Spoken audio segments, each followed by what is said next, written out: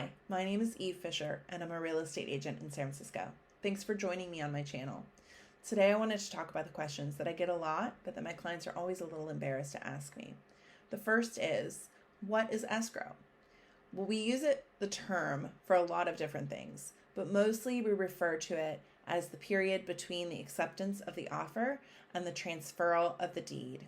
It also can be the account in which money is stored during the process of doing the deal. And it also refers to the company that keeps that money, as well as facilitates the checking into the title, answers any questions the bank may have. And the time period of escrow is also when your bank, if you are using lending, is asking you questions about your financial status, is asking questions of the property. It's also the time when you're dealing with any contingencies you might have, as well as securing insurance. It's a very busy time, and it is usually about 21 to 30 days here in California. The other question I get is, who is paying my agent? Now, if you're the listing agent, you're getting paid by the seller. And if you're the buyer's agent, you're getting paid by the seller. In California, the seller pays both commissions. Now, that doesn't mean that the buyer's agent is free for the buyers. Of course, that cost is baked into the price. The next question I get is, what happens if I don't like my agent and want to switch agents? That depends on where you are in the process. If you are with a signed listing agreement with your agent to sell your property, then I would recommend that you speak to a real estate attorney.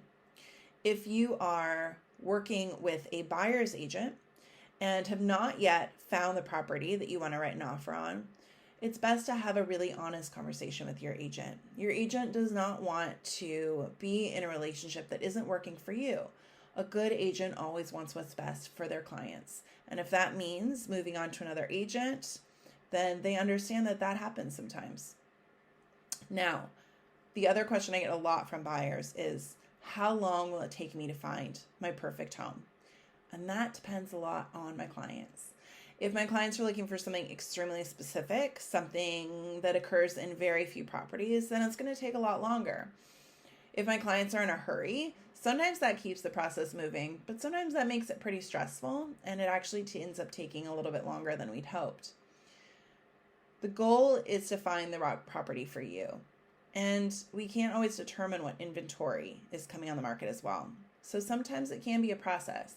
I would say on average, it takes my clients between 2 months to a year to find their perfect property. The other question I get a lot is, my mother's best friend's aunt's sister's cousin is a real estate agent. Should I use her? Well, if this person, let's call her Barbara, is a really sensational real estate agent in the area in which you're looking to sell or to buy, then that is so much the better.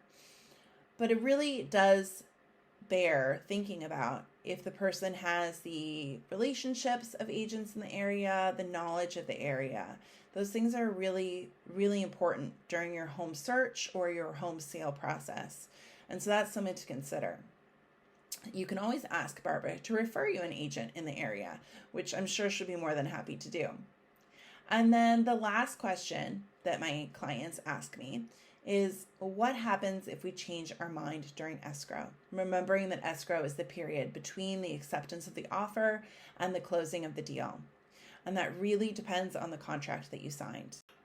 For example, if there are still contingencies in the contract that have not been lifted and that you can legitimately exercise, that may be one way to exit the contract without losing your earnest money.